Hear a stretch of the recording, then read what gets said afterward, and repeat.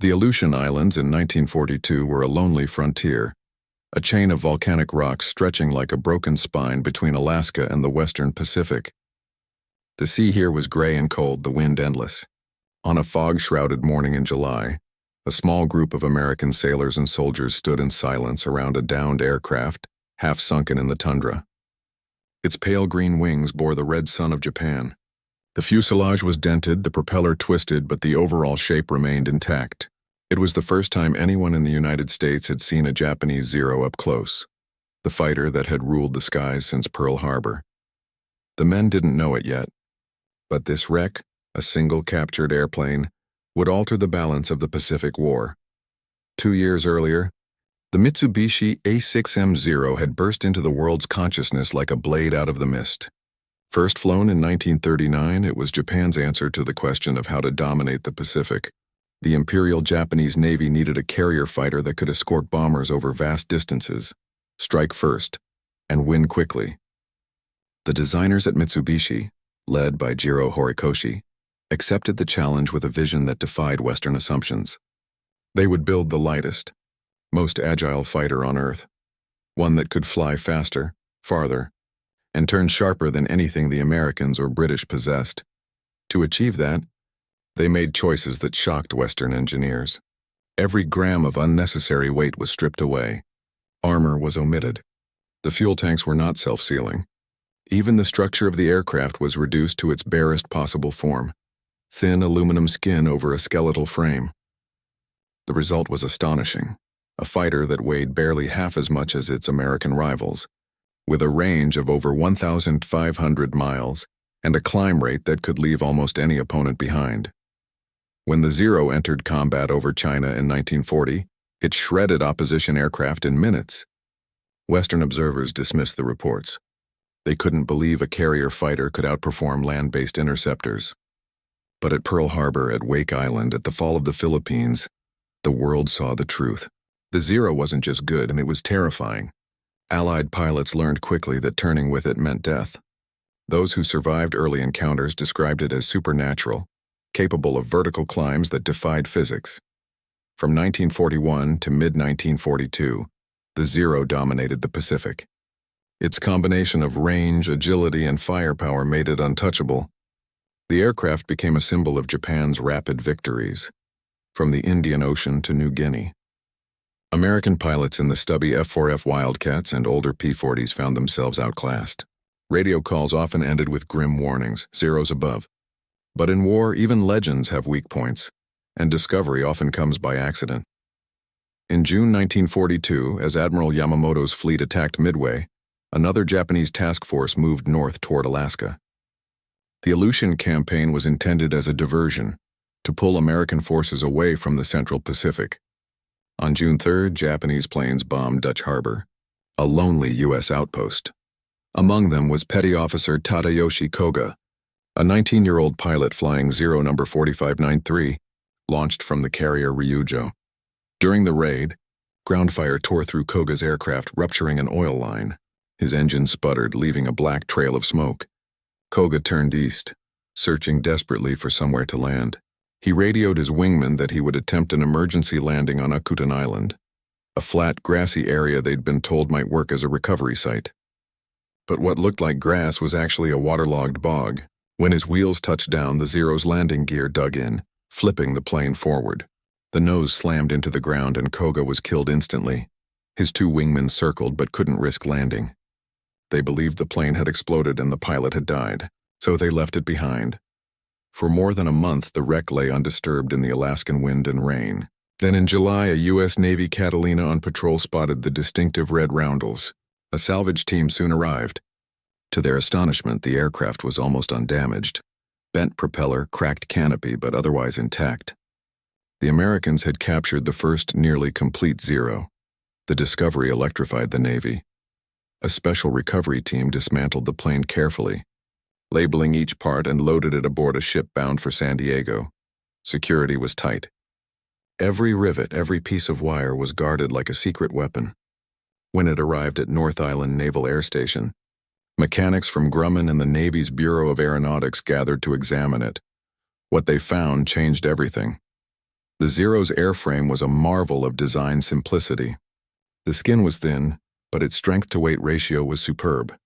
The wings were large and tapered, providing exceptional lift and control at low speeds. The controls were light, perfectly balanced and harmonized. The cockpit was cramped. No armor, no bulletproof glass, no heavy instruments, just the essentials.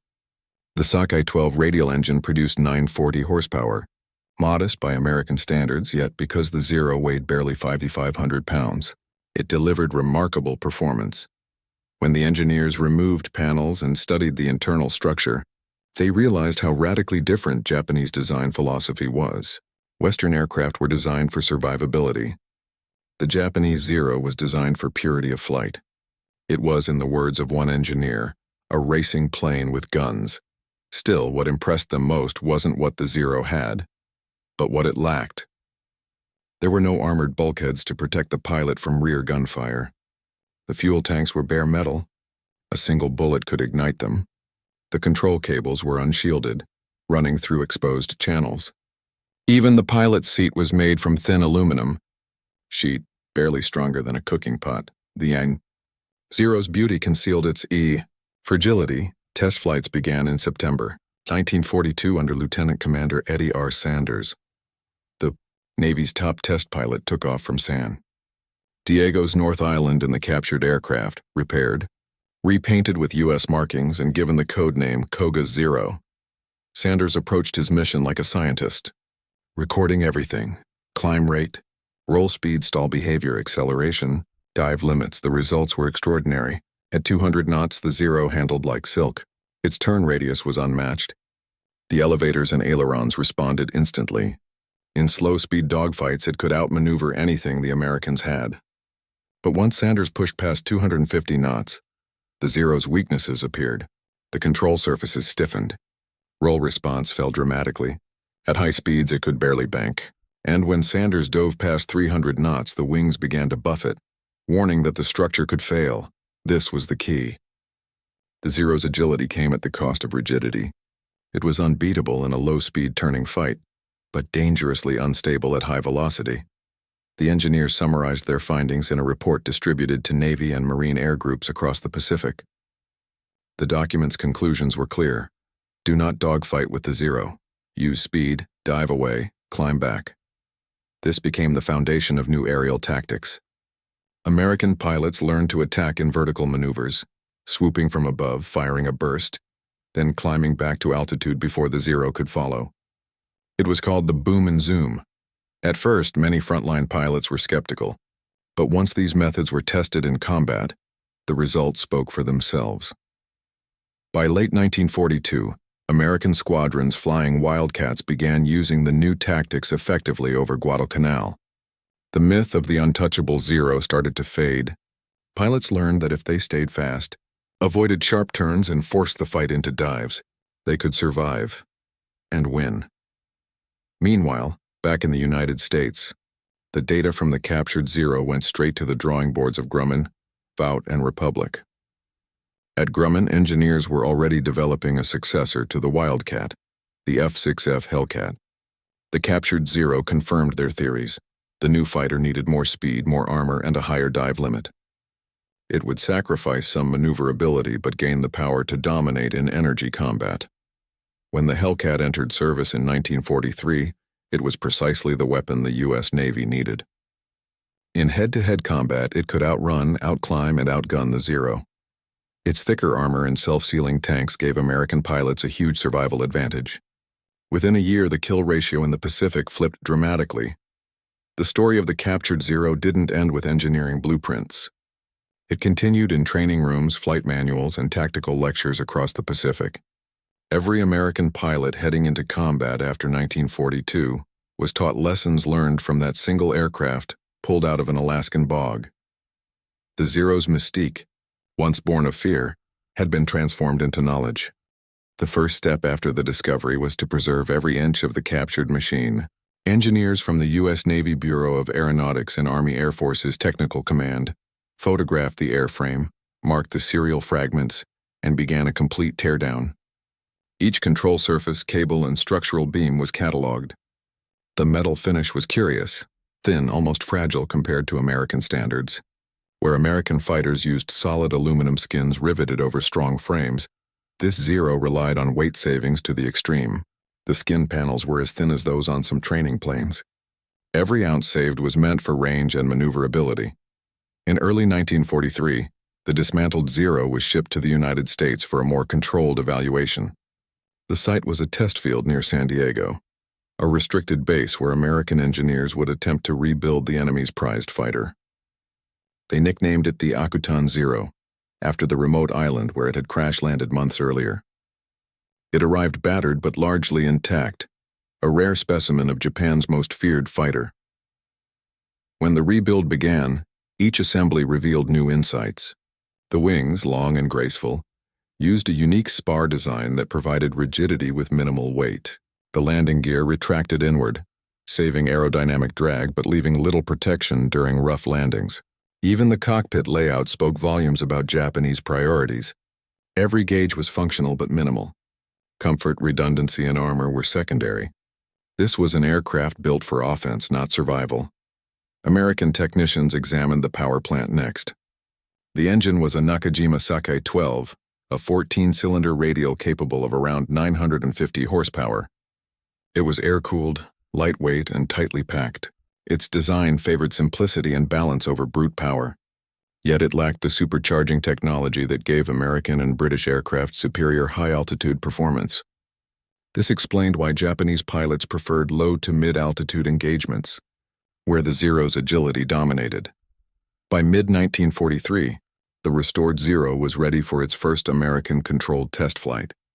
Lieutenant Commander Eddie R. Sanders, a skilled Navy test pilot, was chosen to fly it. The Zero was given the designation TAC-1, standing for Technical Air Intelligence Center Aircraft No. 1.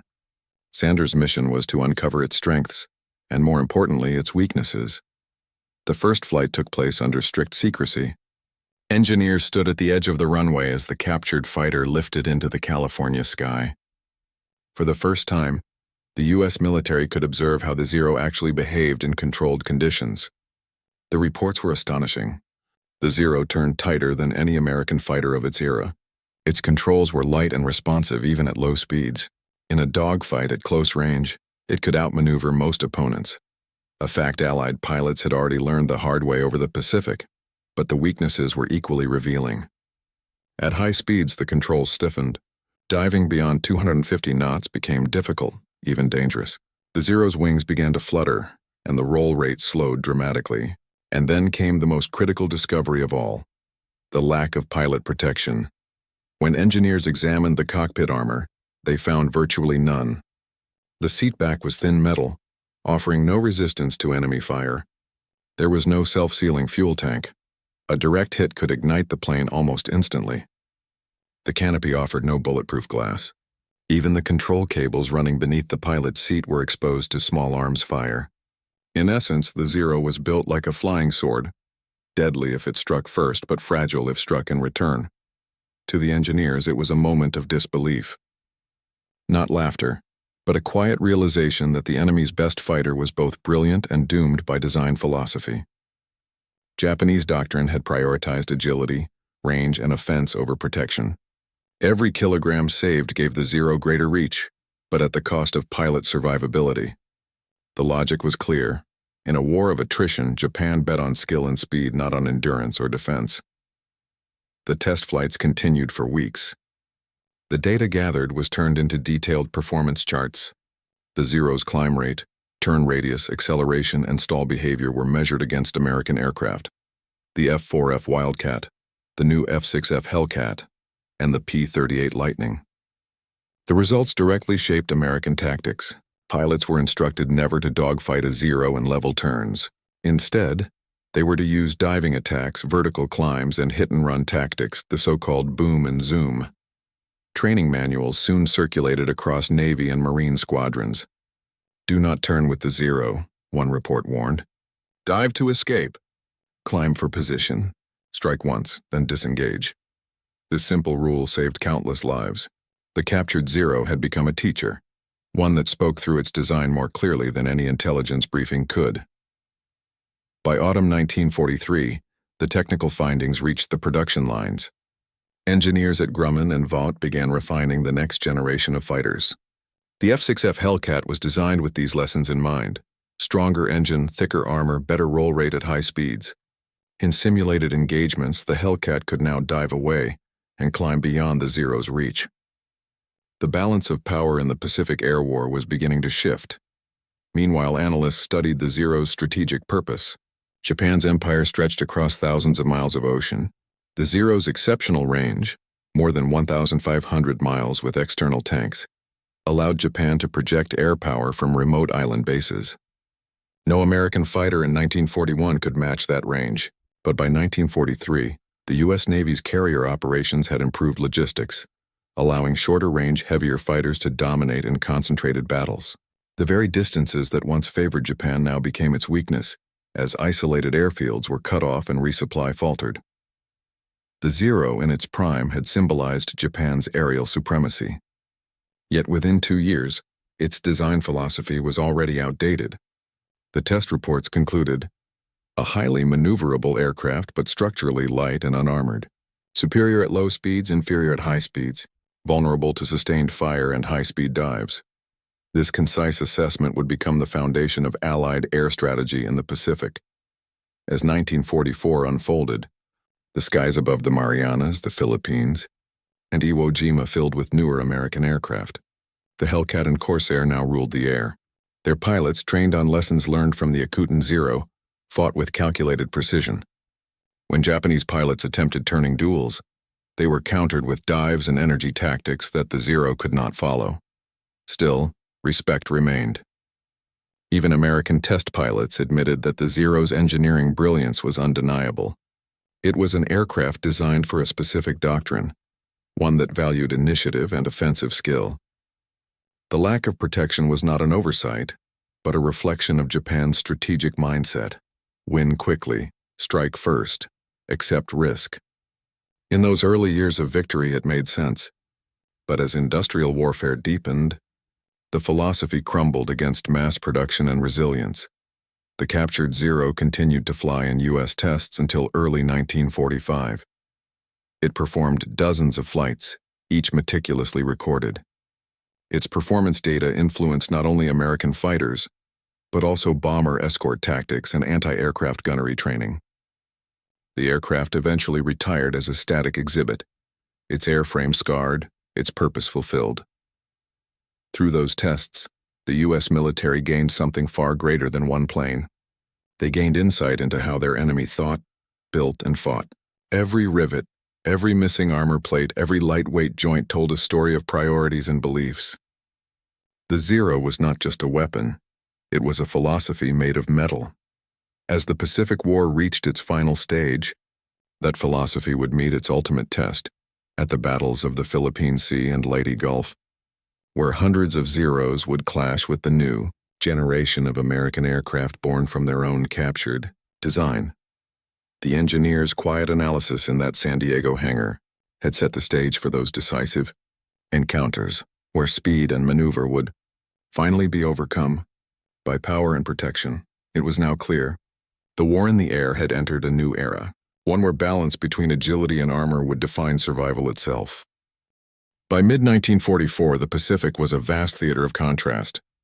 On one side stood Japan's seasoned but dwindling cadre of pilots, flying aircraft that once symbolized dominance.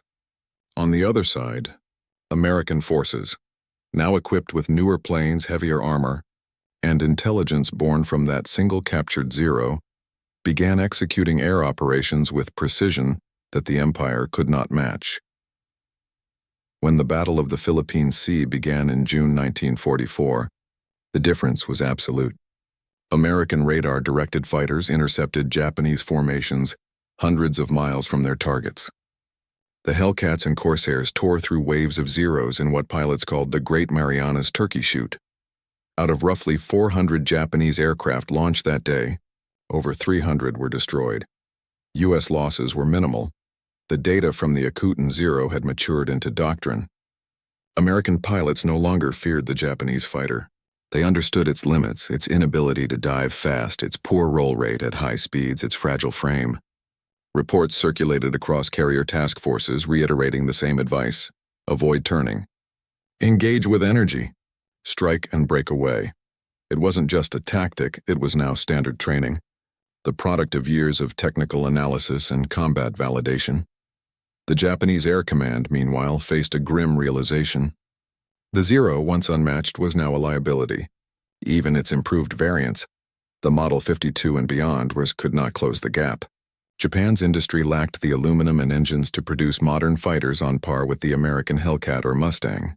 Their production philosophy had been rooted in craftsmanship and precision, while America's had evolved into mass production and adaptability. As U.S. forces advanced island by island, the role of the Zero shifted. It was no longer a weapon of conquest but one of desperate defense. By 1945, the Zero had taken on a new, tragic role in the form of kamikaze missions. Many of the aircraft used in those suicide attacks were aging Zeros, stripped further of guns and armor to carry larger explosive payloads. Their pilots were often barely trained. Young men asked to make the ultimate sacrifice in aircraft once, celebrated for their elegance and agility. For American engineers and pilots who had studied the Zero years earlier, it was a haunting transformation. The same design they had analyzed in that San Diego hangar, once a symbol of technological brilliance, was now being used as a weapon of last resort. The absence of armor, once a calculated risk, had now become an intentional feature, maximizing explosive load for suicide strikes. The Zero's final major appearance came in 1945, during the battles for Okinawa and the Japanese mainland. Swarms of older aircraft, unable to stand against radar-guided fleets, dove against ships and airfields in waves of fire. The results were devastating on a human scale, but futile on a strategic one. By then, the Allies controlled the skies. The lessons learned from the Akutan Zero had ensured that air superiority would never again be in doubt. When the war ended in August 1945, surviving examples of the Zero were scattered across the Pacific, on abandoned airfields, jungle clearings, and sunken carriers. Many were scrapped. A few were preserved. Among them, the Akutan Zero, the one captured intact and flown by American engineers, was damaged beyond repair in a later training accident. But the documentation, the blueprints, and the flight reports remained. Those reports became part of the permanent archives of the U.S. Navy's Technical Air Intelligence Center. Decades later, historians studying them would marvel at the precision and respect with which American engineers had analyzed their enemy's masterpiece. There was no mockery in their tone, no arrogance in their conclusions, only professional curiosity and technical admiration. In retrospect, the Zero was both a triumph and a tragedy of engineering philosophy. It embodied Japan's early war belief in offense as defense, in striking first and decisively before the enemy could respond.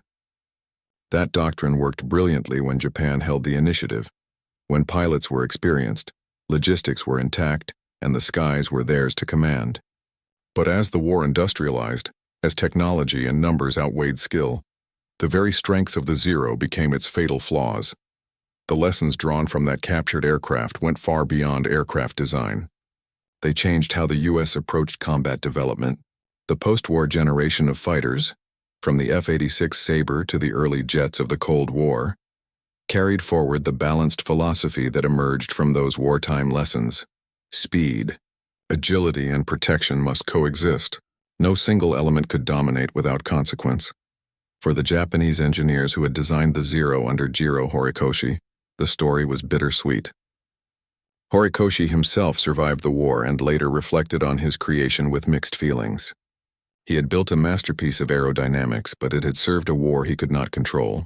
In his memoirs, he wrote simply, "All I wanted was to make something beautiful."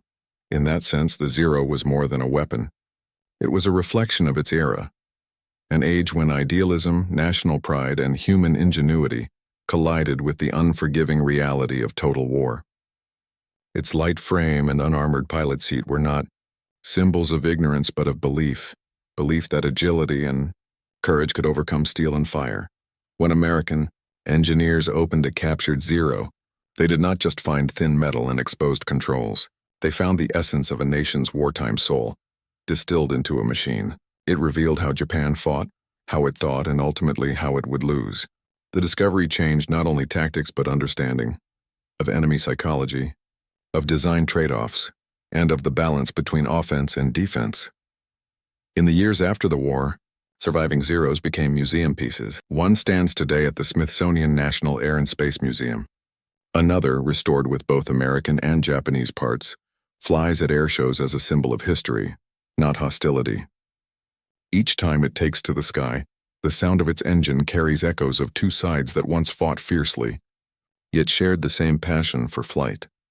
For the American engineers who had once studied that captured plane in 1943, their findings lived on through every aircraft that followed, the F-6F Hellcat, the F-4U Corsair, and later the jets of the 1950s all bore silent tribute to the lessons learned from their enemy.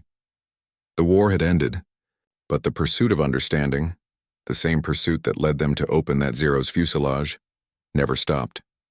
And in that pursuit, history found something rare, not mockery, not laughter, but knowledge born from respect, the quiet realization that even in war, progress often begins by understanding the mind behind the machine.